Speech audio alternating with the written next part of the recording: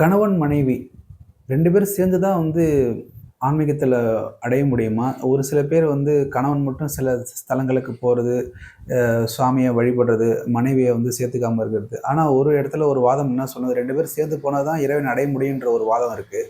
இது எப்படிங்க? ஆத்மாக்கள் தனித்தனி தானே. 2 பேரும் தனியா தானே டிராவல் பண்ண முடியும். ஆனா கணவன், மனைவி 2 பேரும் சேர்ந்து தான் நாம அத அடைய முடியுமா? அத பத்தி சொல்லுங்க. இது தனிப்பட்ட ஒவ்வொருத்தருடைய வாழ்க்கை சம்மந்தப்பட்ட விஷயம் இது. நீங்களும் உங்க மனைவியும் எந்த அளவுக்கு ஒரு ஆன்மீக வாழ்க்கை இல்ல, ஒரு சாதாரண இல்லற வாழ்க்கை வாழ்றீங்கங்கிறத பொறுத்து. உங்க மனைவி மேல நீங்க எந்த அளவுக்கு பாசம் வச்சிருக்கீங்கங்கிறத பொறுத்து.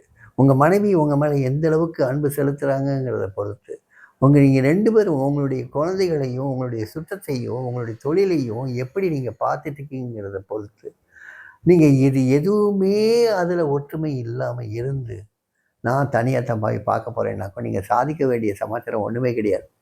ஏன்னா பசிக்கும்போது மறுபடியும் வீட்டுக்கு வரீங்க, சோறு போடுமான்னு சொல்லி கேட்குறீங்க. அந்த டிபெண்டன்ஸ் இருக்கு மனைவி மேல.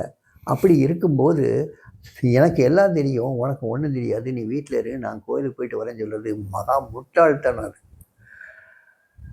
மனைவிக்கு எல்லாம் தெரியும். அதனால தான் கணவன பராமரிச்சுட்டு வர்றா. கணவனுக்கு எல்லாம் தெரிஞ்சதுன்னா, மனைவிய பராமரிக்க தெரிஞ்சிருக்கணும்ல. அவளுடைய ஆசைகள், "அம்மா நான் கோயிலுக்கு போறேன். நீயும் வர்றியா? 2 பேரும் ஒண்ணா போவோமா?" அப்படின்னு கேட்டுக்கணும்ல. யாருமே கேட்கறதில்ல. "நான் போறேன். நான் அந்த குன்றுக்கு போறேன். நான் அந்த சித்தர்மலைக்கு போறேன். நான் அந்த அண்ணாமலையார் கோயிலுக்கு போறேன். நான் இந்த தீர்த்த யாத்திரை ஆடிட்டு வர்றேன். நீ வீட்ட பார்த்துக்கோ." என்ன? ஸோ ஆனா திருப்பி வருவாராம். வந்தவருக்கு மறுபடியும் அவரா பராமரிக்கணுமா. இந்த அளவுக்கு இல்லற பற்று உள்ளவரு, அந்த சம மரியாதைய ஏன் மனைவிக்கு கொடுக்க மறுக்கிறார்? இவர் தன்னையே உயர்த்தி வச்சுக்கிறார். இவர் உயர்த்தி வச்சுக்கிறதுனாலவே தாழ்ந்து போயிடுறார். ஒரு கதை ஒண்ணு சொல்லுவாங்க. ஒரு வீட்டுக்கு ஒரு யோகி வர்றார். அந்த யோகி வந்த உடனே அந்த தெருவில் உள்ள அத்தனை பேரும் பார்க்க வர்றாங்க. அவரோட அவருடைய பரிவாரங்களும் வர்றாங்க. அந்த வீட்டின் தலைவி அத்தனை பேருக்கு சமையலுக்காக பின்கட்டில போய் இருந்து 2 பேரை உதவிக்கு வச்சுட்டு சமையல் பண்ணிக்கிட்டு இருக்காங்க. அத்தனை பேரையும் சமையல் பண்ணிக்கிட்டு இருக்காங்க. முதல்ல வந்த உடனே ஒரு நமஸ்காரம் பண்ணிட்டு போனவங்க தான். அதுக்கப்புறம் சத்சங்கம் நடக்குது, பஜனை நடக்குது, எல்லாம் நடக்குது அந்த யோகி முன்னால. எல்லாருமே கலந்துக்கிட்டு அவ்வளவு சந்தோஷப்படுறாங்க. அந்த கணவனுக்கு மட்டும் கொஞ்சம் கோபம் வருது. ஏன்னா இங்கே இவ்வளவு நம்ம வீட்டில் நடக்குது, இவன் கலந்துக்கலையே அப்படின்னு கோவமா வருது. ஏன் வேலைன்னு அங்கேயே கிடக்கிற வேலைக்காரங்களை பண்ண சொல்லிட்டு இவன் வந்துட வேண்டியதானே. அவன் என்ன, யோகியே நம்ம வீட்டுக்கு வந்திருக்காரு, அவருக்கு நல்ல விதமாக போஜனம் நம்ம பண்ணி வைக்கணும், நல்ல விதமாக பிக்ஷை நம்ம கொடுக்கணுங்கிறதுக்காக அவன் அப்படி உழைச்சிக்கிட்டு இருப்பான். ஒவ்வொன்றா ருசி பார்த்து, ஒவ்வொன்றா அடுப்புக்குள்ளே நின்று பண்ணி.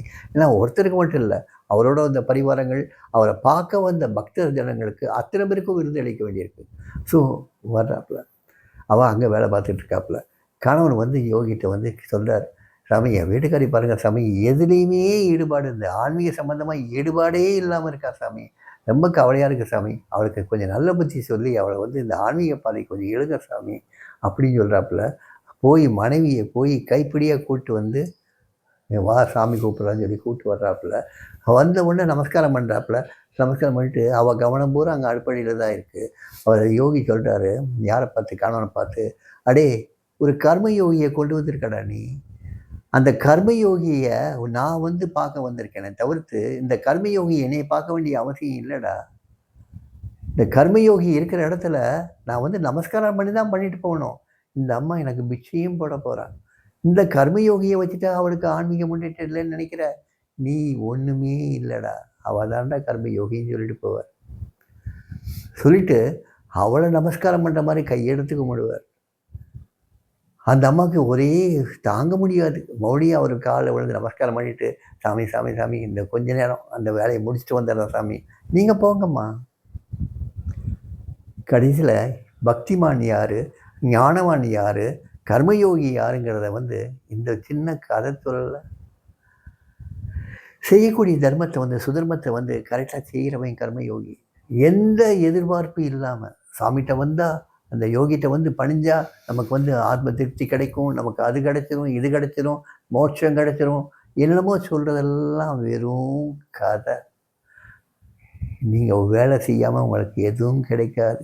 நீங்கள் உங்களுக்கு ஒன்று வேணுமா, அதுக்காக you have to work for it. தபஸ் இருக்கணும். அந்த தபஸ் இருக்கிறதுக்கு வந்து ஞானிகளுடைய அருள் வேணும். அந்த அருளை வந்து நீங்கள் பெற்றுக்க தெரியணும்ல. அந்த அருளை பெற்றவங்க வெளியே சொல்லவே மாட்டாங்க. வேலை செஞ்சுட்டே இருப்பாங்க. அவங்க உடம்புல ஒரு தளர்ச்சி நீங்கள் பார்க்க முடியாது. அவங்க மனசுலேயும் தளர்ச்சி பார்க்க முடியாது. அவங்க அன்பே வடிவமானவங்க. அந்த அன்பு வடிவத்தில் அவங்க வந்து சகல சேவைகளும் பண்ணிட்டு இருப்பாங்க.